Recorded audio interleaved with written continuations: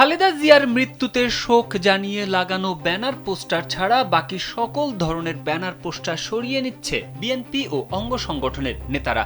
শুক্রবার সকালে নয়াপল্টনে বিএনপির কেন্দ্রীয় কার্যালয়ের সামনে থেকে আনুষ্ঠানিকভাবে ব্যানার পোস্টার সরানোর কাজ শুরুর নেতৃত্ব দেন বিএনপির সিনিয়র যুগ্ম মহাসচিব রুহুল কবির রিজভী। 3 দিনের মধ্যে রাজধানী ঢাকা সহ সারা দেশের সকল জায়গা থেকে বিএনপির নেতাকর্মীদের লাগানো সকল ব্যানার পোস্টার সরিয়ে নেওয়ার সিদ্ধান্ত নিয়েছে দলটি। দলের ভারপ্রাপ্ত চেয়ারম্যান তারেক রহমানের নির্দেশনায় এই সিদ্ধান্ত নেওয়া হয়েছে।